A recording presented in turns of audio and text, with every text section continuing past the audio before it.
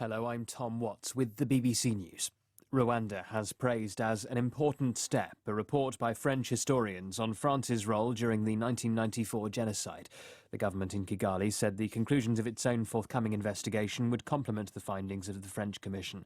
An expert panel convened by President Emmanuel Macron said France bore overwhelming responsibility in relation to the killing of 800,000 ethnic Tutsis and moderate Hutus. Jessica Moiser is Vice President of Ibuka France, an association responsible for prosecuting perpetrators of the genocide. These terms, overwhelming responsibility, failure, it's not something new in fact. It's good if political discourse takes these terms into account. It changes a lot because there's a lot of denial, particularly in France, due to the presence of genocide perpetrators and their families on the territory. So the fact that politicians have finally taken these strong words into account can only be a good thing, because it allows these feelings of impunity to be reduced. The White House says President Biden has invited his Russian and Chinese counterparts to talks on how to tackle climate change. Washington hopes Vladimir Putin of Russia and Xi Jinping of China will be among 40 leaders of major economies to attend the climate forum next month. The summit is set to mark the United States' return to the front line of climate change negotiations following the presidency of Donald Trump. The United States has said it's consulting with Egyptian authorities about helping them to reopen the Suez Canal. The main channel of the waterway has been blocked by a grounded container ship since Tuesday. The White House spokeswoman Jen Psaki confirmed they had offered assistance. We are tracking the situation very closely.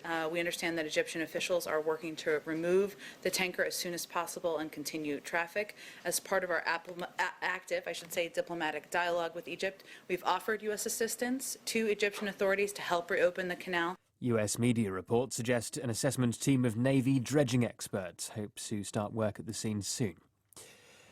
At least 32 people have been killed and more than 160 injured in Egypt in one of the country's worst train crashes in recent memory. President Abdel Fattah al-Sisi has vowed to punish those responsible. Our correspondent in Cairo, Sally Nabil, has the latest. Apparently, the two trains were on one track, and what official statements say is that a group of unidentified men pulled the emergency brakes on one of the two trains, causing both trains to collide. So the initial assessment is that it is a deliberate act. Pictures and videos we are getting from the scene are absolutely heartbreaking, and we understand there are people still trapped under the wreckage. Sally Nabil. World News from the BBC. President Biden has accused Republicans in Georgia of mounting an assault on voting rights. Mr. Biden said the state's new electoral law amounted to Jim Crow in the 21st century, a reference to measures used to prevent black people from voting in the past. The law tightens voter identification requirements and makes it harder to register. It also says people can't be given food or water while they wait to vote. Residents of Paris and several other areas of France with high levels of coronavirus are facing more stringent police checks as the country grapples with a resurgence of the pandemic. More than 90,000 officers have been deployed to carry out controls at railway stations, airports and motorway toll booths. People in high-risk areas aren't allowed to travel more than 10 kilometres from home, except in emergencies.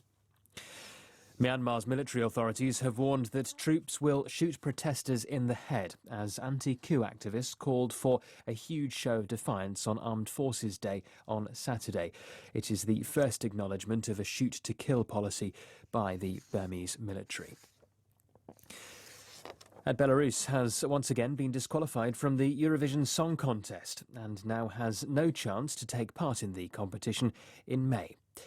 Sasha Schlichter has this report. For an ostensibly non-political event, Eurovision has an astonishing knack of getting embroiled in political scandals. The latest concerns Belarus, a delicate case in point, given that a big part of its population has risen against the seemingly never-ending rule of Alexander Lukashenko.